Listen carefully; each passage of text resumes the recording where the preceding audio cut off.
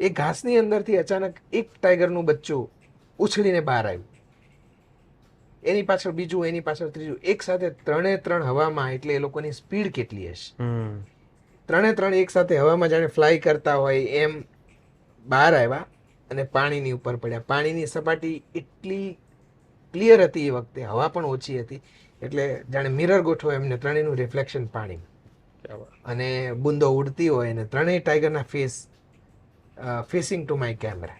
તમને કદાચ જાણતા હોય તો આજકાલ નરસરોવર બંધ છે. હા, બરાબર. એ બધાનું કારણ, બેઝિક કારણ તમે જોવા જાવ તો આવી જ પ્રેક્ટિસ છે. મેલ પ્રેક્ટિસ એવી વસ્તુ છે કે સ્ટેક્ડ ફોટોગ્રાફી એટલે બહુ ઓછા સમય, કોઈ દરેક વસ્તુમાં શોર્ટકટ માણસ શોધતો જ હોય છે.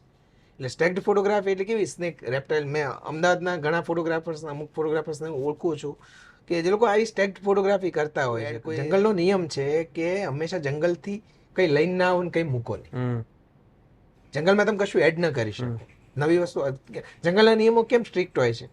એને તમે ફીડ ન કરી શકો, આ ન કરી શકો, તે ન કરી શકો. લાઈફ સાયકલની પથારી નથી ફેરવવાની. હા, એટલે એ એના માટે હોય છે. પણ તમારા એક શોર્ટકટમાં અને સોશિયલ મીડિયાના એક ફોટોગ્રાફની ઘેલછા માટે તમે આખા સિસ્ટમની બેન્ડ વગાડી દો છો, અને એની એવી સિસ્ટમની બેન્ડ વગાડી દો છો કે એની આખી લાઈફ ખતમ થઈ જાય છે. તરત મારો જે ડ્રાઈવર હતો એને ગાડી રિવર્સ લીધી, સામે થયો, ગાડી રોકી લીધી અને રિવર્સ લીધી. એટલે મેં કીધું, મેં તરત કેમેરા કાઢ્યો સવારમાં. આટલો મસ્ત ફોગ છે, આટલું બેકગ્રાઉન્ડ છે, ને આટલું અહીંયા ફોટો પાડવાની ઘેલછા હતી કે મને ફોટોગ્રાફ જોઈએ.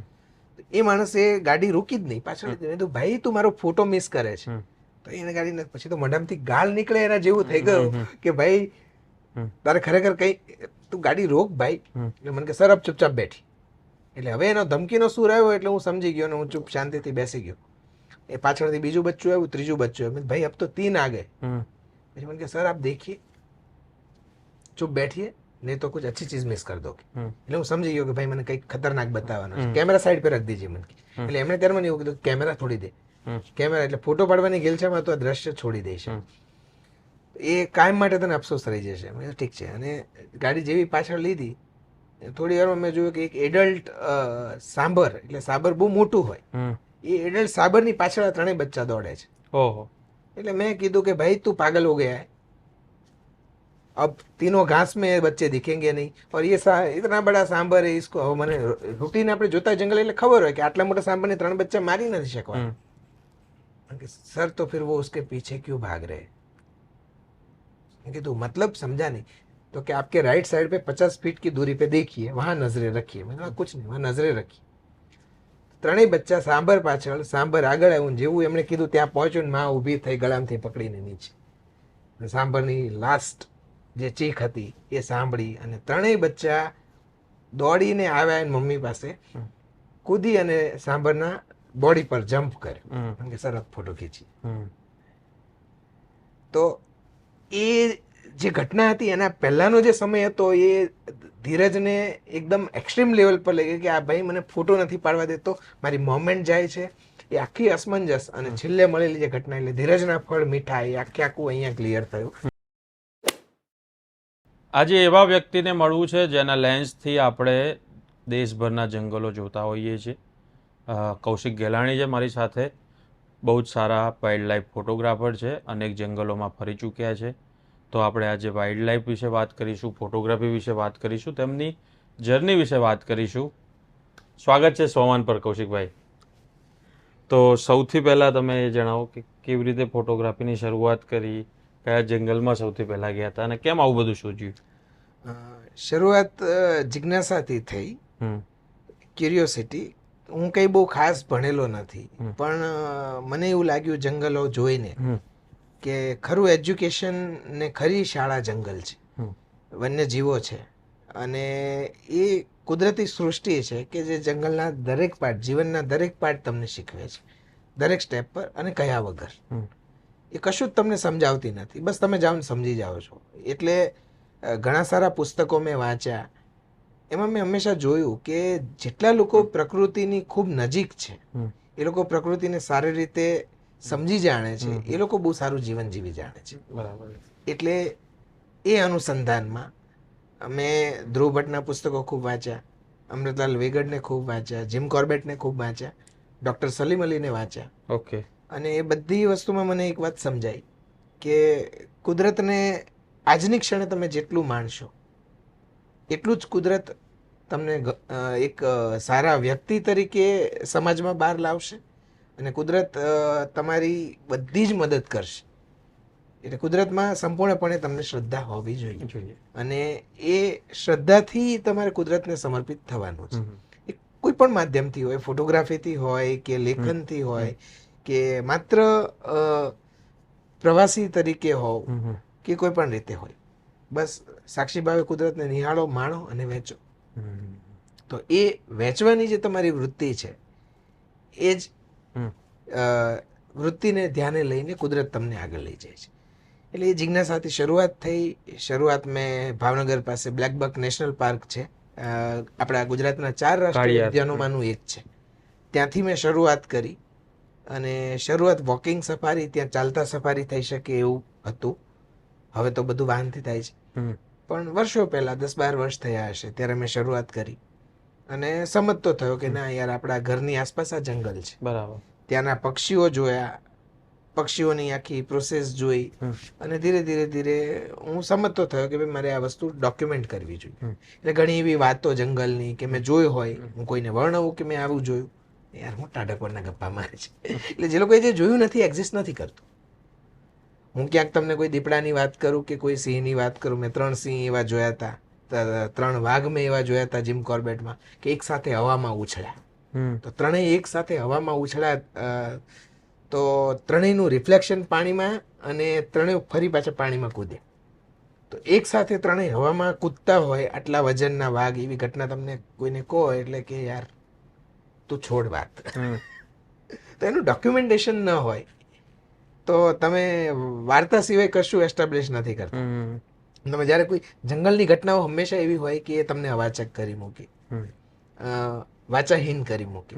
તમને વાચાહીન કરી મૂકતી હોય તો સાંભળવા વાળાને તો બટ ઓબ્વિયસ વાચાહીન કરી મૂકી. હવે જે લોકોએ જે જોયું નથી એ લોકો માટે એનું અસ્તિત્વ જ નથી. જેમ આપણે સ્પેસ સાયન્સની વાતો જોઈએ, સમજીએ, જાણીએ, તો આપણા માટે ત્યાં સુધી આપણે જવાના જ નથી કે ગેલેક્સીસની બહાર આપણે જઈએ કે કંઈ જોઈ શકીએ. તો આપણા માટે એ બધું કલ્પના છે. અને જે કંઈ કલ્પના છે એ બધું જ હકીકત નથી એવું હર કોઈ માને છે. અને એવું જ જંગલનું છે. જંગલમાં ઇન્ટિરિયર કોઈ કશું જોતું નથી, ઘટના જોતા નથી, તો એ લોકો માનતા નથી.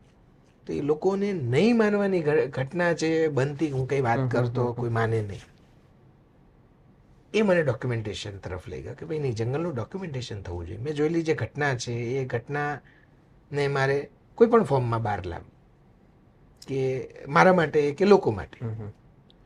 તો તમારી કોઈ ફોર્મલ ટ્રેનિંગ થઈ છે કેમેરાની? કેવી રીતે શીખ્યા? ક્યાં પછી ક્યાં ક્યાં જઈ આવ્યા તમે દેશમાં? જેમ મેં શરૂઆતમાં કહ્યું કે મેં પહેલેથી જ એવું માન્યું છે કે કુદરત જ મારી પાઠશાળા છે. એટલે હું જ્યારથી સમજતો થયો ત્યારથી કુદરત પાસેથી જ શીખ્યો છું. ટ્રાયલ એરર, પડતા, ખડતા, ઊભા થતા, બધું જ મને કુદરતે શીખવાડ્યું છે. મારી આમ જોવા જઈએ ટેકનિકલ શરૂઆત તો મારા પપ્પાના રોજિંદા જીવનથી થઈ. મારા પપ્પા ખેડૂત છે, તો ખેતી કરવા ખેતરમાં જ્યારે અમે જઈએ તો ખેતરમાં કોઈ નહીં ને કોઈ વાત નીકળે કે ભાઈ કુંજડા આવ્યા, હવે શિયાળો આવવાનો. તો એ એમની વાત બહુ સ્પર્શી ગઈ કે ભાઈ આકાશમાં ઉડતા કુંજને જોઈને કે હવે શિયાળો આવવાનો. તો એ એમનો જે દૂરંદેશી અંદાજ, પછી હુડાનું ખાધેલું આપણે ખાવું જોઈએ, બહુ મીઠું લાગે. તો એ હુડા માટેનો એમનો જે એમના પ્રત્યેની સંવેદના હતી એ. પછી મારા મમ્મી હવે નથી, હું બા કહેતો એમને, તો એ આંગણામાં કોઈ ચકલીઓ નવી નવી દેખાય તો તરત કે બસ દિવાળીનું ટાણું આવ્યું એટલે આ પંખીડા આવી ગયા. તો એ માઇગ્રેટરી બર્ડ્સ માટેની જે સંવેદના છે એ વારસામાં એ રીતે આવી. એમના પ્રત્યેની સંવેદના, પ્રાણીઓ પ્રત્યેનો પ્રેમ અને કુદરતને જોવાની એમની વૃત્તિ, કોઈ ઝાડપાન હોય તો તોડવા નહીં, એ એની મેળે મોટું થશે, થવા દો, મોટું થાય તો ફળને છાંય જ આપશે, ક્યાં નડે છે. તો હાલતા ચાલતા આપણે કંઈ ઝાડપાન તોડી લેતા હોય તો એ ન તોડવા, આ જે બધા લેસન્સ એમની પાસે શીખ્યા, એના પરથી હું ધીરે ધીરે ફોટોગ્રાફીમાં કે વાઇલ્ડ લાઈફમાં કે જંગલ પ્રત્યે આકર્ષાયો. અને જંગલ પ્રત્યે આકર્ષાયા પછી ધીરે ધીરે એનું ડોક્યુમેન્ટેશન અને સોશિયલ મીડિયા એને બૂસ્ટ કરવાનું કામ કર્યું. બરાબર છે.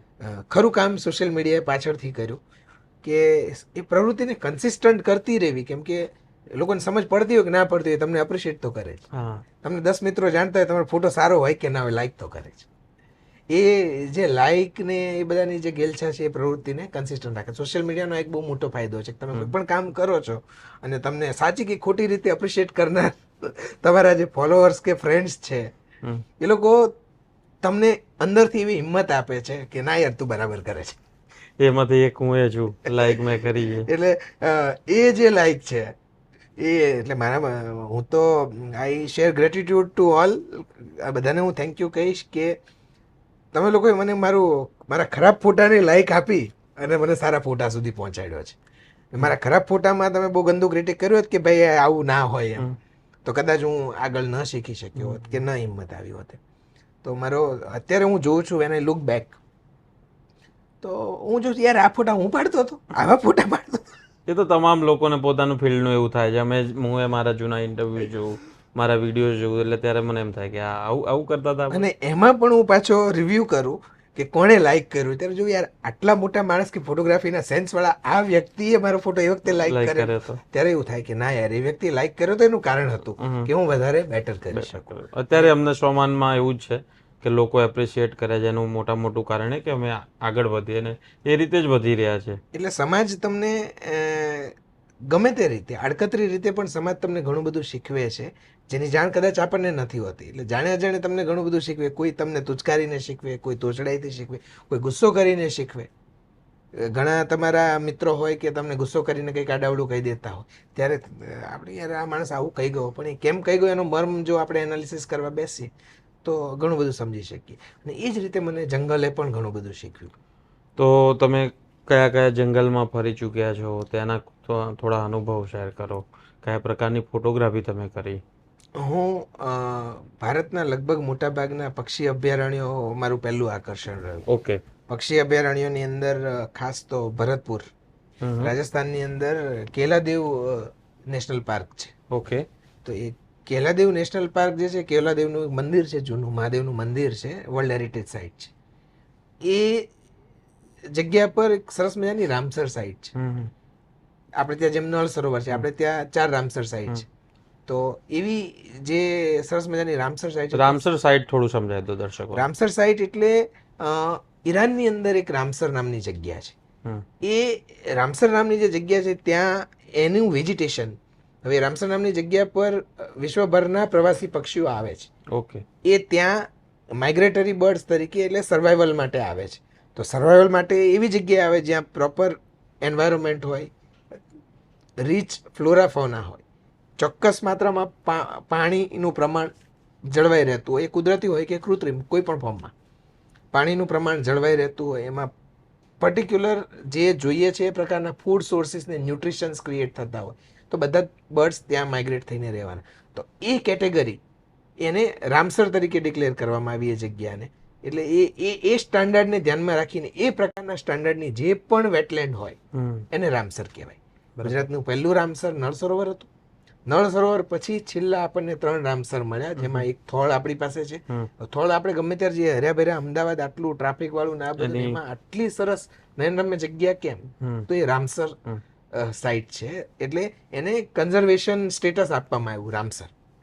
તો એના આંતરરાષ્ટ્રીય ધારાધોરણ પ્રમાણે એની જાળવણી કરવી પડે કે એની અંદર બોટિંગ ન થાય, માછીમારી ન થાય, એવી કોઈ પ્રોસેસ ન થાય, કોઈ પ્રકારનું ઇન્ટરફિયરન્સ ન થાય. એના ચોક્કસ નિયમો આંતરરાષ્ટ્રીય સ્તરના હોય.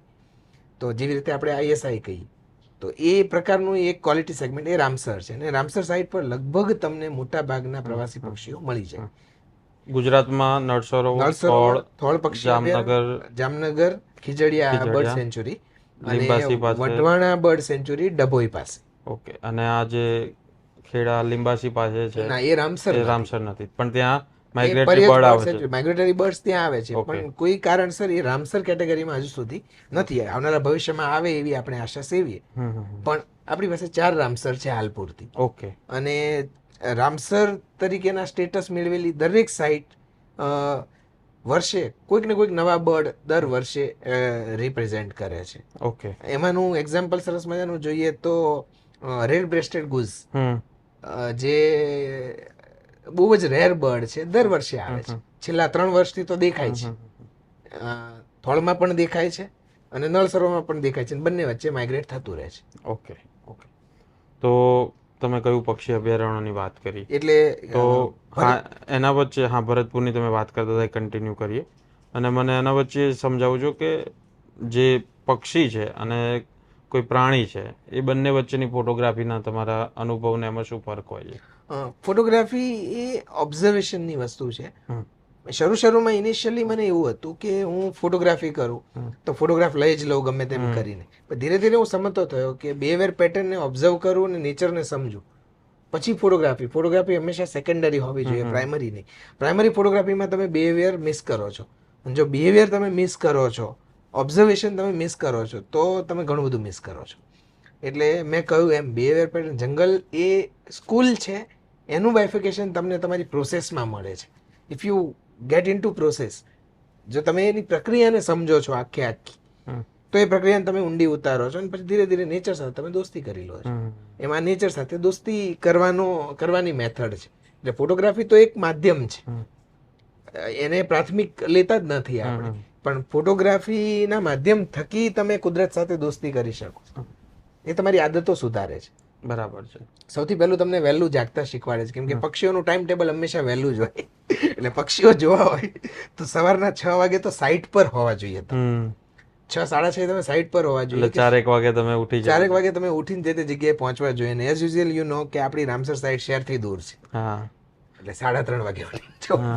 હું સાણંદ રહું છું, એટલે મારી આસપાસ તમારી સાણંદ પાસે તો થોળ છે તમારે, અને નળ સરોવર છે, બંને છે. તોય 4 વાગે તો ઉઠવું, તોય 4 વાગે તમારે ઉઠવું પડે, કેમ કે એ જગ્યાએ પહોંચવા માટે પણ ઇન્ટિરિયર હોય એ, અને હંમેશા સુંદર વસ્તુઓ સરળતાથી નથી મળતી.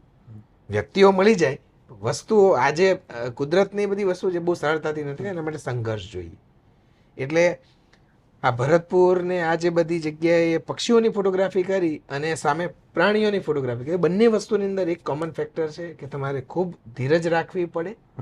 એ ધીરજના પાઠ પણ તમને શીખવે, અને મળ્યા પછી જે થ્રિલ ને સરપ્રાઈઝ છે કે જિંદગી કેવી સરપ્રાઈઝ છે, એવી બધી સરપ્રાઈઝીસ તમને નેચર આપે. સૌથી વધારે તમને એમ લાગે કે હવે તો ઊભા થઈને ચાલ્યા જ છીએ, ધીરજની તમે વાત કરી, તો એવું ક્યારે બન્યું છે કે ધીરજ ખૂટી પડી હોય, આમ આરે આવી ગયા હોય કે યાર હવે જવા દે, પછી એમ થાય કે ના કંઈક મળી જશે, આવું થયું કદી? આશા હંમેશા જીવંત રહે, અને એ જીવંત રાખવાનું કામ તમારી સાથે કામ કોણ કરે છે ને, એ લોકો. એટલે ખાસ કરીને અમારા ગાઈડ્સ હોય, ગાઈડ્સ, ડ્રાઈવર ને બધા જ. એટલે ક્યારેક ગાઈડ પર ગુસ્સો આવે, ડ્રાઈવર પર ગુસ્સો આવે, ફ્રસ્ટ્રેશન એને પર નીકળે કે યાર આ ઈરાદાપૂર્વક નથી બતાવતો. આવી ઘટનાઓ બહુ બને. મારી જીમ કોર્બેટ નેશનલ પાર્કની ઘટના હું અહીંયા શેર કરીશ, બહુ રસપ્રદ ઘટના છે. જીમ કોર્બેટ નેશનલ પાર્કમાં હું ટાઈગર્સ માટે જાઉં, અને ટાઈગરની tracking method it's all depends on guides. તો ગાઈડ ને ડ્રાઈવર હોય બહુ ખાસ ભણેલા ના હોય, એ લોકોનું પ્રોફેશન હોય, પણ એ લોકોનું પ્રોફેશન વાઇલ્ડ લાઈફમાં એવું હોય કે ઝૂઓલોજીના પ્રોફેસર કાચા પડે. ઓકે. જે લોકોએ ઝૂઓલોજીમાં PhD કર્યું છે, એ લોકોનું આખું વર્ષો મહેનત કરીને બનાવેલા થીસીસ આ એક દિવસમાં એનકેન કરી નાખે. એક દિવસની અંદર આમ તમને આમ એક અલગ લેવલ પર લઈ જાય. એટલે સવારની ઘટના છે. સવારમાં 6:30 વાગે, 6:30, 6:45 વાગે ધુમ્મસવાળું વાતાવરણ, હિમાલય શિવાલિક રેન્જ છે હિમાલયની, જીમ કોર્બેટ નેશનલ પાર્કમાં ગ્રાસલેન્ડ છે. ત્યાંનું ગ્રાસલેન્ડ એવું કે માણસ શું હાથી હોય તો એ ના દેખાય, એટલે એને એલિફન્ટ ગ્રાસ કહેવાય. ઓકે. એટલે એલિફન્ટ એની અંદર હોય, તો એ સચરૂમ પ્રજાતિનું ગ્રાસ હોય. ઓકે. તો એ જે ગ્રાસ છે, એ ગ્રાસની અંદર ક્યાંક ટાઈગર્સ હોય. હવે એ વર્ષોથી જે કામ કરતા હોય એ લોકોને ખ્યાલ હોય, તો એ રસ્તા પર જતા હતા, ગાડી જતી હતી ને સામેથી આટલું નાનું એવું બચ્ચું, લગભગ વર્ષની અંદરનું હશે, ટાઈગરનું બચ્ચું, વર્ષની અંદરનું તો નહીં પણ વર્ષની આસપાસનું હશે, તે બચ્ચું સામેથી આવતું હતું. તો એ સામેથી ચાલ્યું આવતું હતું, એટલે તરત મારો જે ડ્રાઈવર હતો એને ગાડી રિવર્સ લીધી. સામે થયો, ગાડી રોકી લીધી, રિવર્સ લીધી. એટલે મેં કીધું, મેં તરત કેમેરા કાઢ્યો સવારમાં, આટલો મસ્ત ફોગ છે, આટલું બેકગ્રાઉન્ડ છે, ને આટલું અહીંયા ફોટો પાડવાની ઘેલછા હતી કે મને ફોટોગ્રાફ છે. એ માણસે ગાડી રોકી જ નહીં, પાછળ મેં કીધું ભાઈ તું મારો ફોટો મિસ કરે છે. તો એને ગાડી પછી તો મોઢામાંથી ગાળ નીકળે એના જેવું થઈ ગયું કે ભાઈ તારે ખરેખર કઈ તું ગાડી રોક ભાઈ. એટલે મને કે સર અબ ચૂપચાપ બેઠી. એટલે હવે એનો ધમકીનો સૂર આવ્યો એટલે હું સમજી ગયો અને હું ચૂપ શાંતિથી બેસી ગયો. એ પાછળથી બીજું બચ્ચું આવ્યું, ત્રીજું બચ્ચું આવ્યું. ભાઈ અબ તો 3 आ गए. પછી મને કે સર આપ દેખીએ, ચૂપ બેઠીએ, નહીં તો કુછ अच्छी चीज मिस कर दोगे. એટલે હું સમજી ગયો કે ભાઈ મને કંઈક ખતરનાક બતાવવાનો છે. કેમેરા સાઈડ પર રખ દીજીએ મને. એટલે એમણે ત્યારે મને એવું કીધું કેમેરા છોડી દે. કેમેરા એટલે ફોટો પાડવાની ગેલછામાં તો આ દ્રશ્ય છોડી દઈશ. એ કાયમ માટે તને અફસોસ રહી જશે. મેં કીધું ઠીક છે. અને ગાડી જેવી પાછળ લીધી, થોડી વારમાં મેં જોયું કે એક એડલ્ટ સાંભર, એટલે સાબર બહુ મોટું હોય, એ એડલ્ટ સાબરની પાછળ આ 3 બચ્ચા દોડે છે. ઓહો. એટલે મેં કીધું કે ભાઈ તું પાગલ હો ગયા है, अब तीनों घास में बच्चे दिखेंगे नहीं और ये इतना बड़ा सांबर है, इसको હવે મને રૂટીન આપણે જોતા જંગલ એટલે ખબર હોય કે આટલા મોટા सांबर ને 3 બચ્ચા મારી નથી શકવાના. सर तो फिर वो उसके पीछे क्यों भाग रहे? तो मतलब समझा नहीं. तो कि आपके राइट साइड पे 50 फीट की दूरी पे देखिए, वहां नजरें रखिए. मैंने कहा कुछ नहीं, वहां नजरें रखी. 3 બચ્ચા સાંભર પાછળ, સાંભર આગળ આવ્યું. જેવું એમણે કીધું ત્યાં પહોંચ્યું ને માં ઊભી થઈ ગળામથી પકડીને નીચે. સાંભરની લાસ્ટ જે ચીખ હતી એ સાંભળી અને 3 બચ્ચા દોડીને આવ્યા એની મમ્મી પાસે, કૂદી અને સાંભરના બોડી પર જમ્પ કર્યો કે સર ફોટો ખીંચી. તો એ જે ઘટના હતી એના પહેલાનો જે સમય હતો એ ધીરજને એકદમ એક્સ્ટ્રીમ લેવલ પર લઈ ગઈ કે આ ભાઈ મને ફોટો નથી પાડવા દેતો, મારી મોમેન્ટ જાય છે. એ આખી અસમંજસ અને છેલ્લે મળેલી જે ઘટના એટલે ધીરજના ફળ મીઠા, એ આખું અહીંયા ક્લિયર થયું. અને એના પરથી હું શીખ્યો કે જે માણસનો વર્ષોનો અનુભવ છે એ ગમે તે હોય, ગમે તે કમ્યુનિટીનો હોય, ભણેલો હોય કે ન ભણેલો હોય, listen to him carefully and follow. એ સમયે તમારું કોઈ એજ્યુકેશન કામ નથી લાગતું. ને એ જ વસ્તુ ગીરમાં હું સમજ્યો કે વર્ષો જૂના ટ્રેકર કે વર્ષો જૂના માલધારી હોય, કશું જ નથી ભણ્યા, પણ જેણે વર્ષો કુદરતમાં કાઢ્યા છે એ લોકો તમારા કરતાં 100% ઘણું સારું જાણે છે, કેમ કે કુદરતથી સારી કોઈ યુનિવર્સિટી નથી. અને એ શિકારની ઘટના જે મેં જોઈ, એ આખી જે મેં શિકારની ઘટના જોઈ, એ ઘટના જોયા પછી મને એવું થયું કે યાર આ માણસને સેલ્યુટ કરવું પડે કે એને જાણે છે. અને આ બચ્ચાઓની માને સેલ્યુટ કરવું પડે કે બચ્ચાઓને શિકાર કરવા માટે એવી આખી પ્રોસેસ શીખવાડી કે સાબરને એવી જગ્યાએ ધસેડે કે જ્યાંથી ક્યાંય ના ભાગી શકે, ને ત્યાં છુપાયેલી છે શિકાર કરીને પછી લોકો પાર્ટી કરી. ક્યાં વાત છે, ક્યાં વાત. બદલ પ્રેમ. ઓકે, વાહ, કન્ટિન્યુ રાખ, વાંધો નહીં. તો તમારી સૌથી યાદગાર ક્ષણો હોય ફોટોગ્રાફી દરમિયાનની, અથવા જંગલમાં ક્યાંય પણ તમે ગયા હોય કે આ તો મને આ જીવન યાદ રહેશે અને આવી પળ ફરીવાર ક્યારે મને નહીં મળે?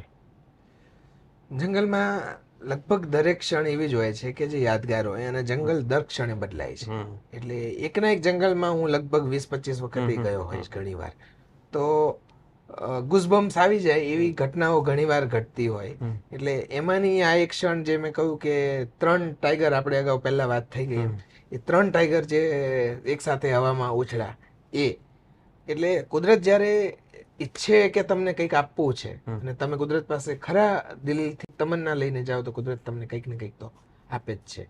એમાંની એક ઘટના હતી, આગલા દિવસે વરસાદ પડ્યો તો સેમ ઢીકાલા ગ્રાસલેન્ડ કોર્બેટ ટાઈગર્સ માટે હું ગયો તો વરસાદ કમોસમી પડેલો. એ કમોસમી વરસાદ આખું સાઇટિંગ બગાડી નાખે, એનિમલની બિહેવિયર પેટર્ન બગાડી નાખે, અને આગલા દિવસે કોઈ જ સાઇટિંગ ના થયું, કોઈને ટાઈગર ના દેખાય. બીજા દિવસે રસ્તો ખુલ્યો અને સવારે તો સાઇટિંગ નતું થયું, બપોર પછી ગયો હું કે ચલો હોપલેસ થઈને ગયા, કંઈ જ નહીં મળે જંગલમાં. જંગલમાં જ્યારે ખૂબ હોપલેસ થઈને જાઉં કંઈ ના મળે, દિવસે સરપ્રાઈઝ મળતી.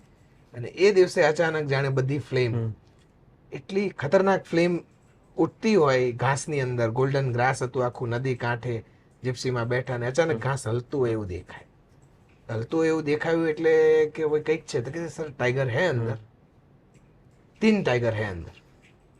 કીધું ભાઈ કેમેરા સેટ, બધું સેટ.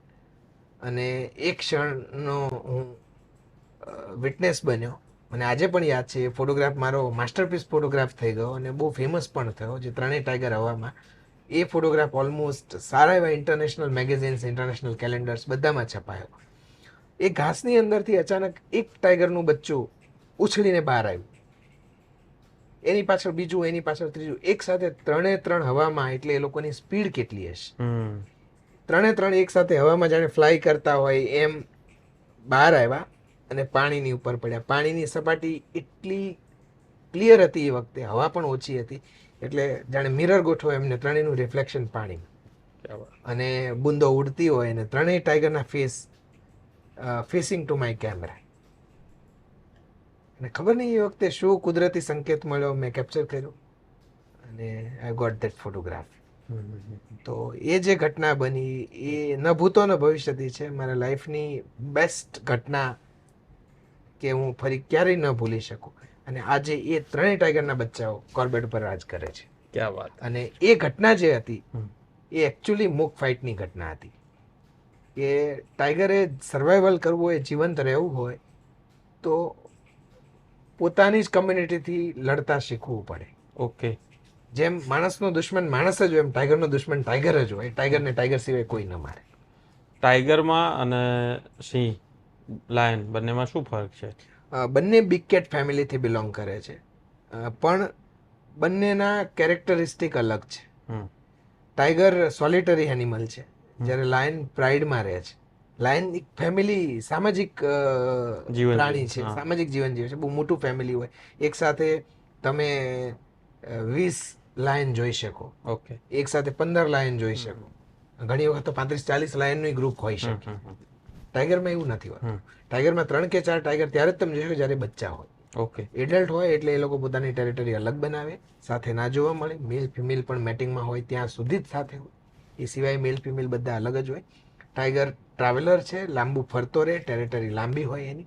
ઓકે. પ્રમાણમાં લાયનની ટેરિટરી હોય તો મોટી, પણ એ સોશિયલ છે, એટલે એ એનો વિસ્તાર થોડો શ્રિંક રાખી અને ફેમિલીને પ્રોટેક્ટ કરીને એ જીવતો હોય છે. અને આપણે જેમ ઇઝીલી સિંહને જોઈ શકીએ છીએ સરળતાથી, ટાઈગરને એટલા ઇઝીલી જોઈ નથી શકાતા, કેમ કે બહુ ડેન્સિટીમાં ફરતો હોય છે અને બહુ શાય એનિમલ છે, એટલું ટકે પણ નહીં જેમ સિંહ બેસી રહે. તમે દેશભરના જંગલો ફર્યા, આપણા ત્યાંના જંગલ, એમાં ખાસ કરીને ગીર અને બીજા જંગલમાં શું ફરક તમને જોવા મળ્યો? ભારતભરના બીજા બધા જંગલો આમ તો ભૌગોલિક રીતે અલગ છે સાવ. બહાર આપણે જોઈએ તો ઊંચા ઊંચા વૃક્ષોના સાલના જંગલો હોય કે સાગના જંગલો તો ખૂબ ઊંચા હોય, જ્યારે આપણે ત્યાં મોટા ભાગે ડ્રાય ડેસિડિયસ ફોરેસ્ટ, એટલે પ્રમાણમાં સૂકું જંગલ છે આપણે ત્યાં. પણ ગીરનું જે જંગલ છે એ જંગલ અને જંગલને છોડીને બહારનો જે વિસ્તાર છે, સેન્ચુરી વિસ્તાર છે, એ આખો બહુ અલગ ફીલ આપે છે. અહીંયાના જંગલના અનુભવોમાં ખાસ તો જોવા જઈએ તો તમે એ વસ્તુ, એ સત્વ તમે જોઈ શકો છો ગીરના જંગલની અંદર, જે બીજી જગ્યાએ બીજા જંગલની અંદર કદાચ એ સત્વ ન હોય.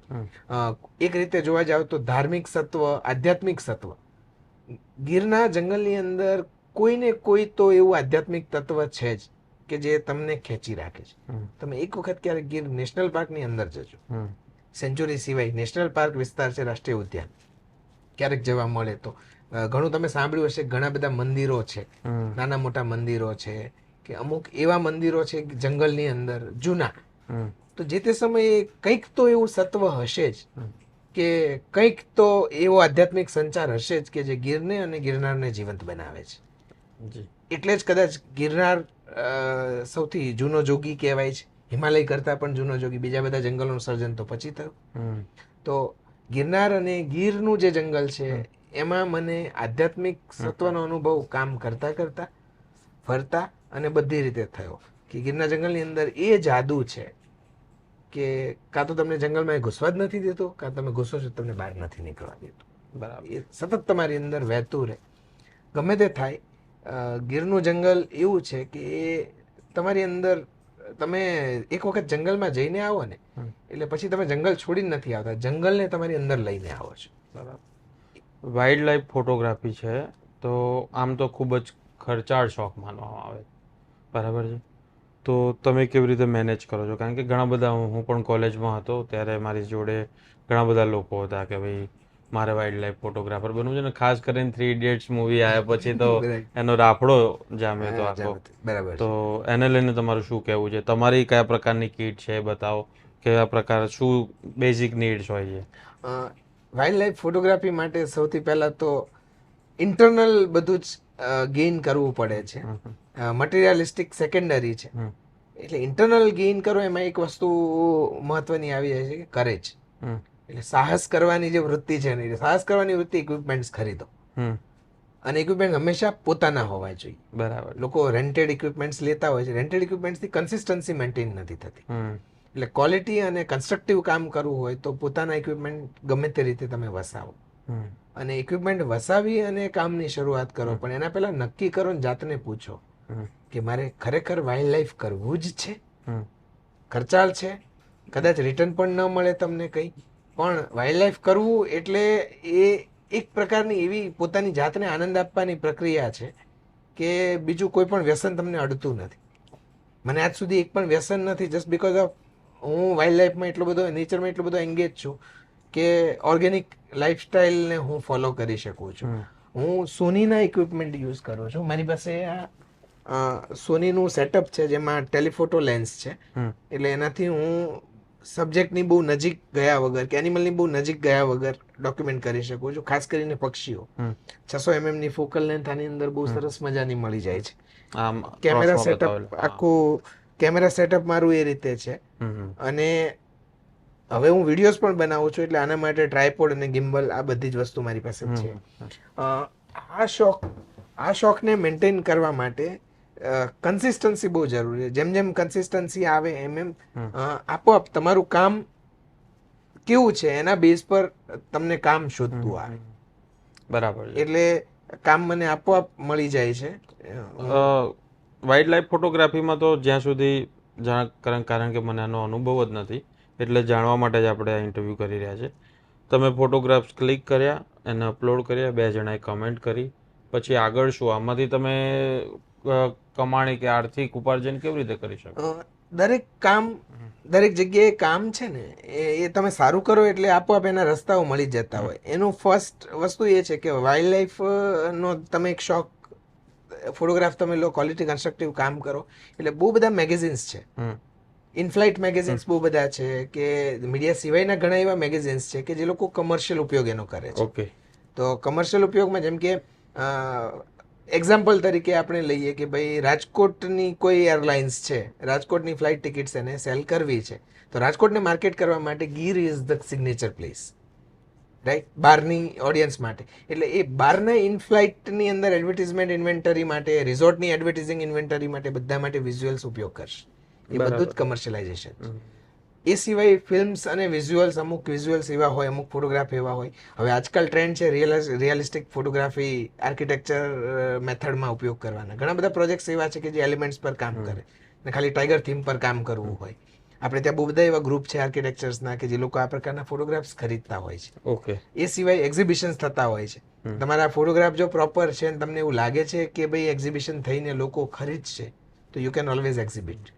આર્ટ ગેલેરીઝ પણ આ બધા ફોટોગ્રાફ્સ ખરીદે છે, પણ એના એસ્થેટિક્સ મેન્ટેન થવા જોઈએ તમારી કન્સિસ્ટન્સીથી.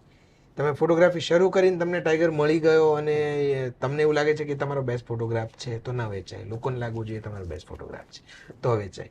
એટલે સેલ્ફ એક્સપ્લેનેશન કરતાં વધારે પીપલ એક્સપ્લેનેશન મેન્ડેટરી છે આની અંદર. અને તમે જ્યારે એવું સમજો કે મારું કામ વેચાતું નથી, ત્યારે સમજો મારું કામ સારું નથી. ઓકે. એટલે મારું કામ સારું નથી તો I need to practice it. એના સિવાય વાઇલ્ડ લાઈફ ટુરિઝમ છે, દેટ્સ મેઇન થિંગ. હું એક પાર્ક ગયો, મેં જોયો, અનુભવ્યો, સમજ્યો. એ પાર્ક કેવો છે એ હું લોકો સાથે શેર કરું.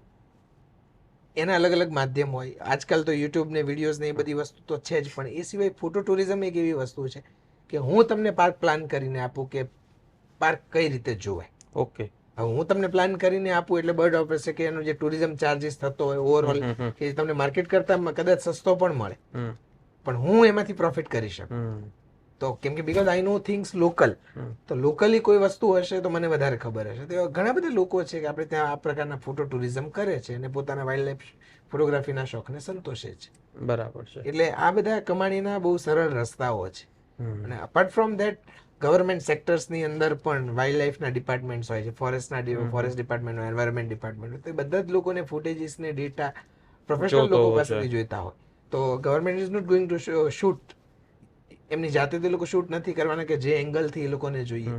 તો આ બધી પ્રોસેસ એવી છે કે એ લોકો પણ ખરીદતા હોય છે, એજન્સીસ ખરીદતી હોય છે. ગવર્મેન્ટનું કામ ઘણી વખત એજન્સીસ કરતી હોય તો એજન્સીસ તમારી પાસેથી એ બધી વસ્તુ ખરીદતી હોય. એટલે it is easy to find resources. તમને આરામથી પૈસા મળી જાય, પણ તમારું કામ કન્સિસ્ટન્ટ અને એક્યુરેટ હોવું જોઈએ. સિંહનો એક ફોટો પાડ્યો, 2 ફોટા પાડ્યા કે 1-2 વિઝિટમાં 10 ફોટા પાડ્યા અને તે વેચાઈ જાય એવું નથી હોતું. બરાબર છે. અને આ બધાથી letter on wild life education. બરાબર છે. Nature is a luxury. Mark my words, આવનારા સમયમાં નેચર વેચાશે અને બહુ સારી રીતે વેચાશે.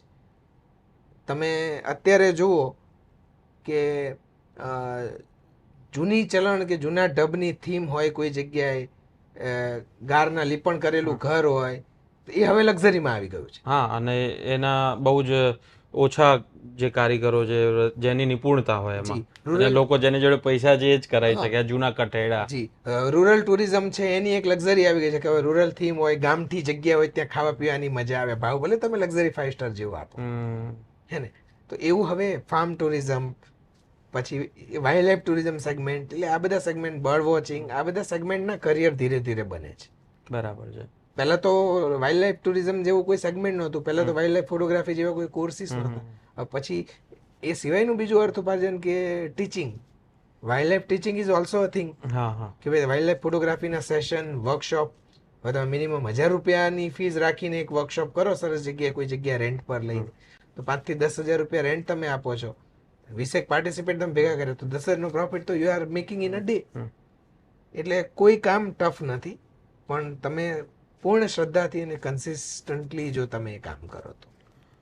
હવે બીજું એક હમણાં મેં થોડા સમયમાં જોયું કે વાઇલ્ડ લાઈફ ફોટોગ્રાફી જેમ વધારે પ્રચલિત થતું ગયું અને ઇઝીલી કેમેરા લોકોના હાથમાં આવતા ગયા, સ્માર્ટફોન્સ હોય અથવા બેઝિક જે કેમેરા છે એ પણ એકદમ ઇઝીલી કોઈ પણ વ્યક્તિ સ્માર્ટફોનની કિંમતમાં ખરીદી શકતા હોય છે. તો ધીમે ધીમે વાઇલ્ડ લાઈફની અંદર લોકો જાય તો નળ સરોવરની નજીક હું રહું છું એટલે મેં ઘણીવાર એવું સાંભળ્યું પણ છે કે પ્લાન્ટેડ ફોટોગ્રાફી હોય, વાઇલ્ડ લાઈફની હોય, પણ એ પ્રકારનો તે માહોલ ક્રિએટ કરવામાં આવે જેથી પક્ષી ત્યાં આવીને બેસે અને એક ફોટોગ્રાફર્સનું ટોળું હોય એ જેને ક્લિક કરે અને પછી કહેવાય કે આ વાઇલ્ડ લાઈફ ફોટોગ્રાફી થઈ. તો આના વિશે શું કહેજો? આ તો આખું ફિક્શન થઈ ગયું. એ ઘેલછા છે એક પ્રકારની અને એક એવો ટ્રેન્ડ છે. હવે આમાં ટ્રેન્ડ બંને રીતે છે, રિક્વાયરમેન્ટ ઉપર અને સામે જે તે જગ્યા. તમને કદાચ જાણતા હોય તો આજકાલ નળ સરોવર બંધ છે. હા, બરાબર. એ બધાનું કારણ, બેઝિક કારણ તમે જોવા જાવ તો આવી જ પ્રેક્ટિસ છે. મેલ પ્રેક્ટિસ એવી વસ્તુ છે કે સ્ટેક્ડ ફોટોગ્રાફી એટલે બહુ ઓછા સમય, કોઈ દરેક વસ્તુમાં શોર્ટકટ માણસ શોધતો જ હોય છે. એટલે સ્ટેક્ડ ફોટોગ્રાફી એટલે કેવી, સ્નેક, રેપ્ટાઇલ. મેં અમદાવાદના ઘણા ફોટોગ્રાફર્સના, અમુક ફોટોગ્રાફર્સને ઓળખું છું કે જે લોકો આવી સ્ટેક્ડ ફોટોગ્રાફી કરતા હોય છે. કોઈ રેસ્ક્યુઅર હોય એને જાણતા હોય, એટલે રેસ્ક્યુઅરને જાણતા હોય તો થાય કેવું, રેસ્ક્યુઅરને કે ક્યાંકથી સાપ આવ્યો હોય રેસ્ક્યુમાં તો મને કહે છે, રેસ્ક્યુઅર સાપ આવ્યો એટલે કે પછી એને પ્રોપર જગ્યાએ બેસાડે. હવે કોબ્રાનું એવું છે કે કોબ્રાની સામે તમે કોઈ બોટલ પણ રાખી દો, પગ પણ તમે ઊંચો રાખી દો તો ફેણ એની ઊંચી જ રાખશે જ્યાં સુધી તમે ડિફેન્સિવ મોડમાં. યસ, ડિફેન્સિવ મોડમાં. તો એ ફેણ એની ઊંચી જ રાખશે, નીચે નહીં કરે. એનો ફોટોગ્રાફ લોકો લેતા હોય કે ભાઈ મને કોબ્રા મળે. You don't know the pictures. BTS તો તમને ખબર જ નથી, બિહાઇન્ડ ધ સીન તો કઈ છે જ નહીં. પછી તો ફેસબુકમાં મૂકે એટલે મારા જેવા તો જેને ખબર નથી એ તો કમેન્ટ જ કરવાના. જે લોકો જાણે છે નેચરને સારી રીતે સમજે છે એ લોકો શ્યોરલી કહી શકે કે ના આ છે. અને એ સિવાય બર્ડ્સની અંદર પણ ઘણી વાર એવું હોય, મેલ પ્રેક્ટિસ લોકો કરતા હોય, ભાઈ કોલ પ્લે કરીને બર્ડ્સને, હવે બર્ડ્સ રિસ્પોન્ડ કરવાનો જ છે. તમે કોલ પ્લે કરો, કયા મેલ ને ફિમેલ સાથે મેટિંગ કરવાની ઈચ્છા ન હોય. એટલે થાય એવું કે ફિમેલનો મેટિંગ કોલ પ્લે કરે, મેલ એટ્રેક્ટ થઈને આવી જાય, મેલ કોલ પ્લે થયો છે, મેલને ખબર જ નથી કે કોલ પેલામાં પ્લે થાય છે. એ તો બર્ડને શોધશે, એ એની શોધવામાં હોય ત્યાં સુધીમાં. હવે પ્લે જ્યાં થતો હોય એટલામાં શોધે. માણસ વાળું પેલું દૂષણ આવી ગયું એટલે. પણ પછી માણસોએ તો એવું જ કર્યું ને કે પોતે જે રીતે પ્રેક્ટિસ કરતા હતા એવું રીતે પક્ષીઓને તે ખોટી રીતે હેરાન કરવાના શરૂ કરે. હા, એટલે આ બધી પ્રોસેસ બધે દેશભરમાં ઘણી બધી જગ્યાએ થાય છે. અમુક તો જગ્યા એવી છે કે સ્ટુડિયો બની ગયા છે. ઓકે. ઉત્તરાખંડની અંદર એક જગ્યા છે દેટ કોલ સતલ. ત્યાં તમને ચેકલિસ્ટ આપી દેવામાં આવે કે આટલી સ્પીસીસ તમને મળશે. એટલે એનો કોઈ અર્થ જ ન રહ્યો એમ. હવે એના માટે શું કરવામાં આવે, એક્ઝોટિક ફૂડ મંગાવવામાં આવે, જેમ કે એક જાપાનથી સ્પેશિયલ ઈયળો ને એ બધું. હવે એ ફૂડ સર્વ કરવામાં આવે ત્યાં, એટલે ફૂડ નાખવામાં આવે એટલે બરોબર છે કે ખાવા માટે બર્ડ આવવાના. એટલે એ બર્ડ આવે ત્યાં હાઈડ બનાવેલી હોય, એ હાઈડની અંદર પાછું સેટઅપ તમારું એવું તમને કોફી સર્વ કરે, બધી જ વસ્તુ, and you click the pictures. દિવસમાં તમે 100 પિક્ચર્સ લઈને આવી શકો, luxurious, and you are turning into wild life photographer. That's not wild life photographer. Apart from that, perching create કરવામાં આવે કે બર્ડ સારું જગ્યાએ બેસે, એનું એન્વાયરમેન્ટ હોય વ્યવસ્થિત, ઓપન પર્ચ કરી નાખે, પર્ચ ક્રિએટ કર્યું અને ત્યાં કોલ પ્લે કર્યો. એટલે પર્ચ તો હોય જ, કોલ જ ત્યાં પ્લે કરે એટલે બર્ડ ત્યાં આવીને બેસવાનું. તો આ પ્રકારની પ્રેક્ટિસ પણ થાય. સામાન્ય ઓડિયન્સ માટે કોલ પ્લે જે કરે એની વાત કરો. કોલ પ્લે કરવો એટલે જનરલી કોઈ પણ બર્ડ હોય એના બિહેવિયર, એની જે બોલવાની મેથડ છે, એટલે દરેક બર્ડને મેટિંગ માટે નેચરે બહુ સરસ રચના આપી છે. પાણીમાં રહેતા બર્ડ્સ જે છે કે જેને આપણે વેટલેન્ડ બર્ડ કહીએ છીએ, એ લોકોને બહુ સારો અવાજ નથી આપે, એટલે કર્કશ હોય. એટલા માટે કે એમને અવાજની જરૂર નથી, એમને ફિમેલને ઇમ્પ્રેસ કરવા માટે દેખાવ બતાવવાનો છે, એટલે એ લોકો ડાન્સ પરફોર્મ કરે. તો એ લોકો ડાન્સ પરફોર્મ કરે અને ફિમેલને રીઝવે, ફિમેલ માની જાય ને પછી એ લોકો મેટ કરે. ફ્લેમિંગોસ છે, ડક્સ છે, આ બધાનો અવાજ તમે જોજો બહુ ખરાબ હશે, પણ લુક બહુ સારો હશે, તો એમને લુકથી ઇમ્પ્રેસ કરવાની છે. એ જ રીતે એવા બર્ડ્સ છે કે જેને બોલવાની એટલે કે ગાવાની એનો જે સૂર છે એટલો મધુર આપ્યો છે અને સૂરથી એમને ઇમ્પ્રેસ કરવાના છે મેટિંગ માટે ફિમેલને. એક્ઝામ્પલ તરીકે લઈએ, કોયલને બોલતા સાંભળી, ખૂબ કુ એવું બોલે, પણ એ એકચ્યુઅલી કોયલ નથી બોલતી, એ કોયલ બોલે છે, મેલ બોલે છે. કોયલ બોલી નહીં, કોયલ બોલ્યો. એ ફિમેલને ઇમ્પ્રેસ કરવા માટે બોલે છે. તમે જ્યારે રિપીટેટિવ મેથડમાં એની એ બોલતી હોય એટલે એ બોલતો હોય ત્યારે તમે સામે કુ બોલો તો એ વધારે અગ્રેસિવલી બોલશે. એટલા માટે બોલશે કે મારો કમ્પિટિટર આવ્યો, એવું નથી કે હું બોલે એટલે એ મારી ફિમેલ ના લઈ જાય, એટલે હું ઇમ્પ્રેસ કરવા વધારે એફર્ટ લઉં. તો એ મેટિંગ પ્રોસેસ માટે એ વધારે એ કરશે.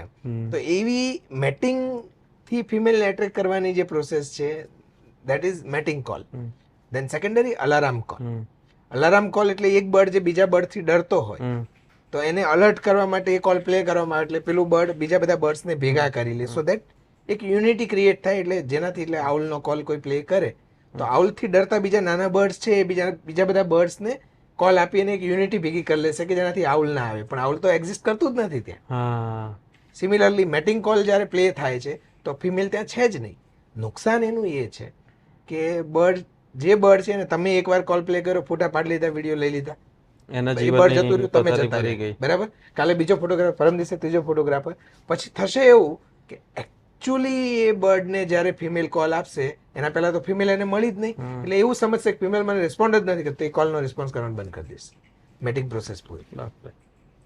સિમિલરલી બચ્ચાઓના કોલ આઈડેન્ટિફાઈ થવાના બંધ થઈ જશે, કેમ કે આખું એન્વાયરમેન્ટ એવું હોય કે જેની અંદર તમે કશું પણ નવું એડ. જંગલનો નિયમ છે કે હંમેશા જંગલથી કંઈ લઈને ના આવો ને કંઈ મૂકો નહીં. જંગલમાં તમે કશું એડ ન કરી શકો, નવી વસ્તુ. જંગલના નિયમો કેમ સ્ટ્રિક્ટ હોય છે? એને તમે ફીડ ન કરી શકો, આ ન કરી શકો, તે ન કરી શકો, લાઈફ સાયકલની પથારી નથી ફેરવવાની.